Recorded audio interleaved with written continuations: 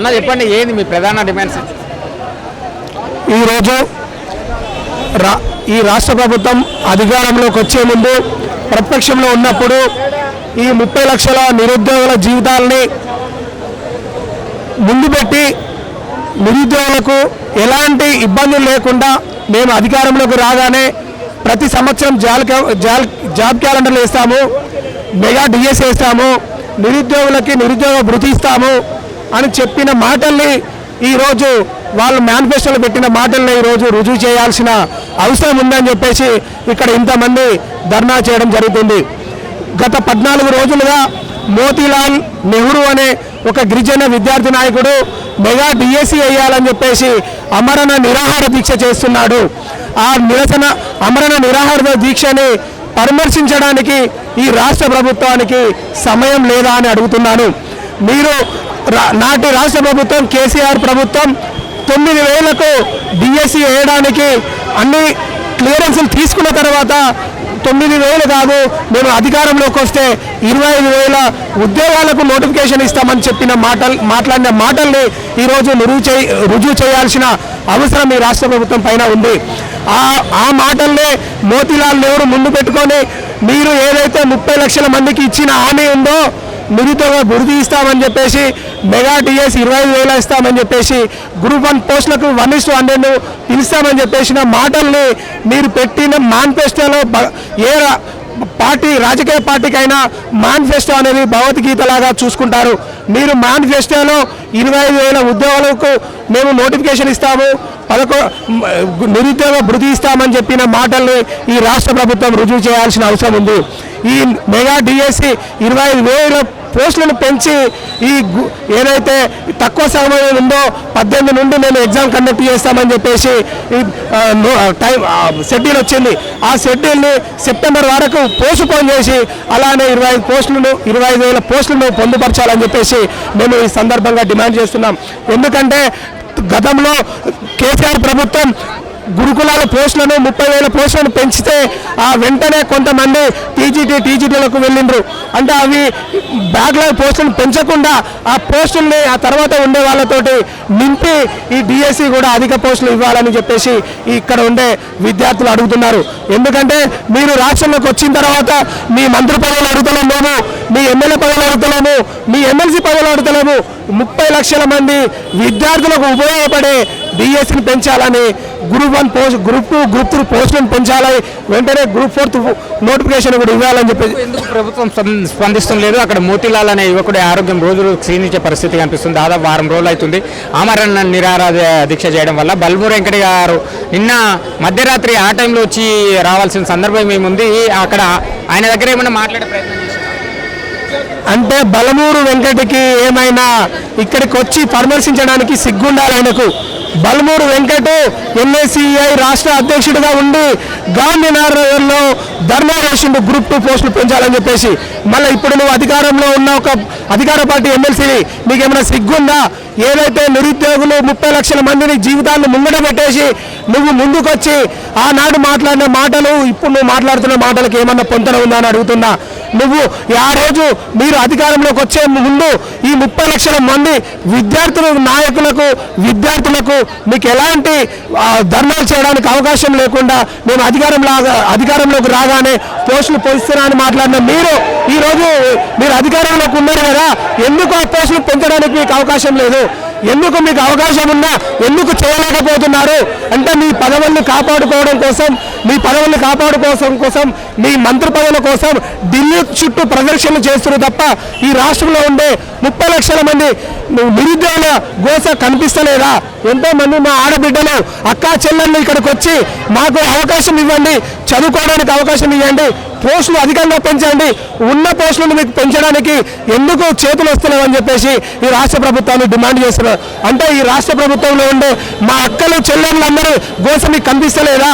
మీకు అధికారంలోకి వచ్చే ముందు వీళ్ళ ఓట్లు కావాలి, అధికారంలోకి వచ్చిన తర్వాత వీళ్ళకి అవకాశం కల్పించడానికి మీకు చేతులు రావడం లేదా? మీరైతే ఈ రాష్ట్రంలో ఉండే చైర్మన్లకు ఒకేసారి 30-40 లక్షలు 30-40-50 పోస్టులు పెంచుకోవడానికి మీకు అవకాశం అధికారం ఉంది, కానీ ఈ మహిళలకు జిఎస్సి పోస్టులు పెంచడానికి మీకు అవకాశం ఎందుకు లేదు అని చెప్పేసి రాష్ట్ర ప్రభుత్వాన్ని డిమాండ్ చేస్తున్నా. మీ పదవుల కోసం ఢిల్లీ చుట్టూ ఢిల్లీ నాయకుల చుట్టూ గులాయిల చేస్తూ ప్రదక్షిణలు చేస్తున్నారు. ఈరోజు మీరు ఎందుకు ఆ అవకాశాన్ని చేయలేకపోతున్నారు? 14 రోజులు ఒక గిరిజన నాయకుడు అవకాశం అమర నిరాదీక్ష చేస్తున్నా కూడా మీకు అవకాశం లేదా అని చెప్పేసి రాష్ట్ర ప్రభుత్వాన్ని డిమాండ్ చేస్తుంది. కార్యక్రమం ఉద్దేశం ఏంది? ఇక్కడ ఈ నిరసన కార్యక్రమం మేము 25,000తో మెగా డిఎస్సి నిర్వహించాలని మరియు 3 నెలల సమయం ఇవ్వాలని కోరుకుంటున్నాం. ఇదే ముఖ్యమంత్రి గెలవక ముందు తనే స్వయంగా 25,000తో మెగా డిఎస్సి వేస్తాం, మొదటి సంతకం అదే అని చెప్పాడు. ఇప్పుడు గెలిచిన తర్వాత ఏమో 11,000తో నోటిఫికేషన్ ఇచ్చాడు. అది కూడా 6,000 పాత నోటిఫికేషన్ అనుబంధ నోటిఫికేషన్ యాడ్ చేసి ఇవ్వడం జరిగింది. ఇప్పుడు మేము 25,000తో మెగా డిఎస్సి అడుగుతున్నాం. మేము కొత్తగా ఏం డిమాండ్ చేయట్లేదండి, తను చెప్పిందే మేము డిమాండ్ చేస్తున్నాం.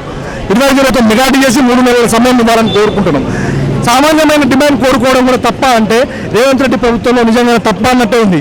ఇన్ని రోజుల నుంచి ఉద్యమం చేస్తున్నాం, ధర్నాలు చేస్తున్నాం. లోపల 7-8 రోజుల నుంచి పాపం మోతీలాల్ గారు నిరాహార దీక్ష చేస్తున్నారు. ఆయనను పరామర్శించే స్వాతంత్రం కూడా లేదా మాకు. చాలా అన్యాయం అండి, ఇంత అన్యాయం ఎక్కడ లేదండి. కేసీఆర్ ప్రభుత్వంలో కూడా ఇంత అన్యాయానికి గురి కాలేదు.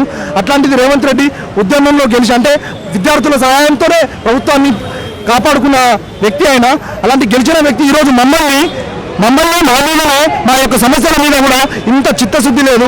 చిన్న నార్మల్ పోస్ట్ పీసీసీ పోస్ట్కే ఢిల్లీలో 5 రోజులు సంసారం చేస్తే ఎట్లా పోయినా అర్థం కాదు. అంతకంటే పెద్ద సమస్య ఇది, చాలా పెద్ద సమస్య. అక్కడ స్కూల్లో ఉపాధ్యాయులు లేరు, ప్రమోషన్లు నువ్వే ఇచ్చి ప్రమోషన్ ఇచ్చిన తర్వాత చాలా ఖాళీలు ఏర్పడ్డాయి. మరి అది ఏదో ఒక రోజు అక్కడ విద్యాశాఖ మంత్రి లేడు. ఏమన్నా అంటే 10th క్లాస్ ఎగ్జామ్స్ నడుస్తలేవా, ఇంటర్ ఎగ్జామ్, అరే భయ్ నువ్వు పెట్టలేదు నాకు అర్థం కాదు. అది ఎట్లానే జరుగుతాయి. అవి బోర్డు ఎగ్జామ్స్, వాటికి అధికారాలు ఉంటాయి. నువ్వు పెట్టాలని రూల్ కాదు. అది వాటి కార్యక్రమాలు అవి చేసుకుంటూ వెళ్ళిపోతాయి. ఏదో నాలెడ్జ్ లేని మాటలు మాట్లాడుతున్నావు, నీకు సాధ్యమైన నాకు అర్థం కావట్లే. ఇంతమంది విద్యార్థుల సహాయంతో గెలిచినావు, 6 నెలలు రాలే. ఇప్పుడే నువ్వు ఇంత అన్యాయం చేస్తే ముందు చాలా ఉందండి, చాలా ఎలక్షన్స్ ఉన్నాయి. బుద్ధి ఖచ్చితంగా చెప్తాం. ఈ రేవంత్ రెడ్డి నిజానికి బుద్ధి చెప్పే సమయం ఆసన్నమైంది. ఖచ్చితంగా ఓటుతో రాబోయే సార్వత్రిక ఎన్నికల్లో ఖచ్చితంగా బుద్ధి చెప్తామని. ప్రభుత్వం ఉన్నప్పుడు ఇదే రోడ్ల మీదకి వచ్చిన బల్మూరి వెంకట గారు నిన్న మధ్యరాత్రి ఇక్కడికి వచ్చి వెళ్ళాల్సిన అవసరం ఏముంది? బల్మూరి వెంకట గారు కానీ, తీమర్ మల్లన్న గారి, కోదండరామ్ గారు ఎక్కడ ఉన్నారు? వీళ్ళందరూ ఎందుకు నిన్న రాత్రి అడుక్కోవడానికి వచ్చింది ఆయన. అరే భయ్ లేరా భయ్, వీడికి వెళ్ళి ఎందుకురా భయ్, ఇంత ప్రాబ్లం అవుతుంది నీ వల్ల, లేరా భయ్ అని అడుక్కోవడానికి వచ్చిండు. కానీ ఆయన పాపం నీలా కాదు, బల్మూరి నీలా కాదు. ఎందుకంటే నువ్వు ఎమ్మెల్సీతో నీ కడుపు నింపుకున్నావు. ఆయన ఒక్కడి గురించి కాదు, ఆయన అందరి గురించి నిజమైన నాయకుడు ఆయనే. కానీ దరిద్రం ఏంటంటే ఈ మధ్య ఇట్లా కూడా తయారైంది. చెడ్డోళ్ళకే రాజభోజనం తయారైపోయింది, మంచోళ్ళకేమో రాజరికంలో పాలవుతున్నారు. నిజంగా చెప్తున్నా బల్మూరి, నువ్వు నిజంగా చిత్తశుద్ధి ఉంటే నీకు ఆయనకు చాలా తెలుసు అండి. ఆయనకు వీళ్ళ యొక్క సమస్యలు ప్రతి ఒక్కటి మాకంటే బాగా ఆయనకు తెలుసు. కానీ ఆయన ఏంటంటే ప్రభుత్వాన్ని కాపాడుకోవాలనుకుంటుండు. ఎట్లయితే అడ్వెంచర్లో కొంతమంది సినిమాలు ఉంటాయి, అట్లాంటి కాపాడాలని అట్లా తయారైంది ఈయన. అరే బాబు నువ్వు కాపాడుతున్నావు, నీకు ప్రభుత్వానికి చాలా నష్టం జరుగుతుంది, అది గమనించు ఫస్ట్. ఎందుకంటే ఒక డాక్టర్ జరగదు, నీకు ఇంత చిత్తశుద్ధి లేకపోతే ఎట్లా నాకు అర్థం కావట్లేదు. ఆయన దాదాపు 6 రోజుల నుంచి అమర నిరాహార దీక్ష చేసిన ఆరోగ్యం క్షీణించే పరిస్థితి కనిపిస్తుంది. ఏంది ముందు కార్యాచరణ ఏం లేదండి. ఆయనకి ఏమైనా జరిగితే ఊరుకునేదైతే లేదు. దీన్ని రాష్ట్ర వ్యాప్తంగా ఉద్యమంగా తయారు చేస్తాం. డిఎస్సి బాధితులే కాదు, ఆయన ఒక తల్లికి కొడుకే. అలాంటి కొడుకుకి వల్ల తన అందరి గురించి ఆలోచించి ఆయన ఇవాళ ఈ నిర్ణయం తీసుకోవడం హర్ష వ్యక్తంగా మేము చాలా ఆనందంగా ఫీల్ అవుతున్నామండి. అలాంటి వ్యక్తికి ఇంత బాధ కలిగించడం, కనీసం సమస్య తెలుసుకోవడానికి కూడా ముందుకు రావట్లేదంటే నిజంగా నీకు మానవత్వం ఉందని నాకు అర్థం కావట్లేదు.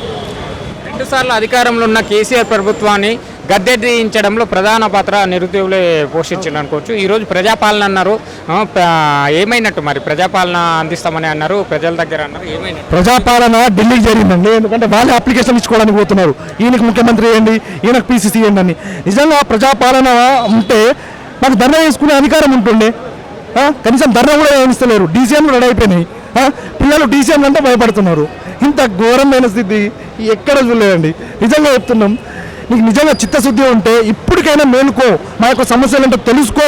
డేట్ ఇవ్వడం కాదు, నీకో డేట్ వేస్తాం, ఆ డేట్ నువ్వు కూడా ఉండలేవు.